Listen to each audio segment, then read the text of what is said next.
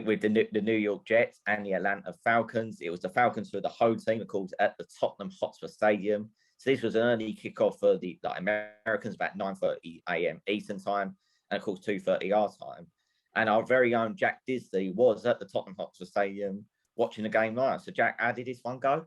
I had a great time. I'm going to start off my review with one comment and one comment only. Matt Ryan's magic. On that basis, against the Jets. Okay. Look, you can only beat what's in front of you. And I'll be honest, that's exactly what they did. And they started off really well. To be honest, I was worried after the first quarter. I say worried, I wasn't really, because I knew the Jets would be absolutely just awful. But going after the first quarter, they went 10-0 up. And I'm thinking to myself that this is just relentless pressure. It was like the ball was never coming back the other way. There was no intent from the Jets at all. They didn't show up for at least the first quarter, at least. And to be honest, they kind of patterned into the second. And by half time, it was 23. And at this point, there was a lot of good work for the Falcons from Cordero Patterson.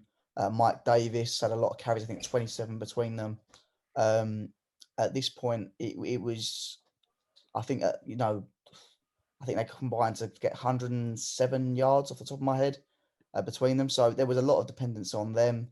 So like I say, the Jets going into halftime weren't impressive at all.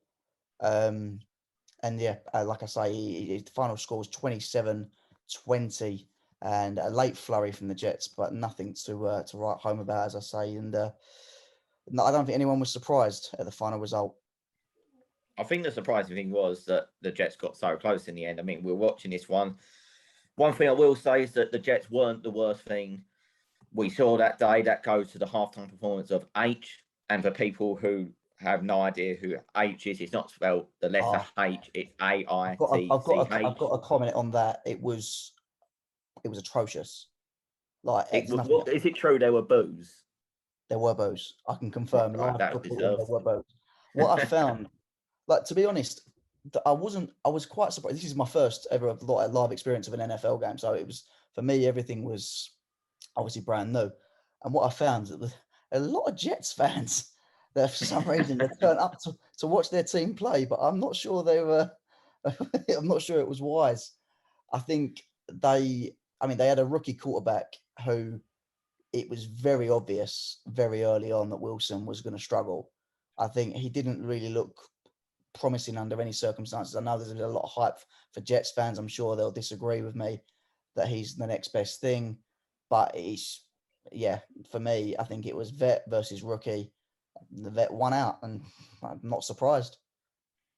Yeah, I think one thing just to add about the whole thing, I think the Jets have got it horribly wrong from minute one. Defensively, with the injuries to, of course, receivers Russell Gage and Calvin Ridley, you know that the only receiving threat that the Falcons had was rookie tight end Kyle Pitts. The Jets didn't cover him, did they? Brilliant. Pitts was unbelievable. He obviously got off the mark his first career touchdown, which was a big thing for him.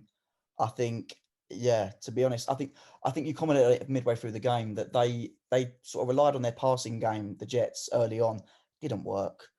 They adopted their tactics in the second and went for more of the running, which, to be fair, proved quite beneficial. And they forced a bit of pressure on the Falcons, who made some silly mistakes, which kind of let the Jets back in. But it was prolonging the inevitable. It was a foregone conclusion for me. And despite a late flurry, I think it was never in doubt.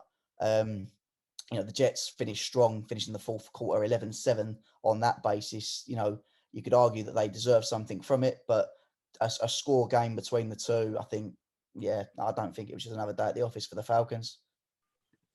Yeah. So in the end, the Falcons, I think the only reason they didn't blow that lead, because they're so famous for doing that, is purely because it was the Jets. But they were winning. They're now 2-3 in the NFC South, and Jets normal service resumed 1-4.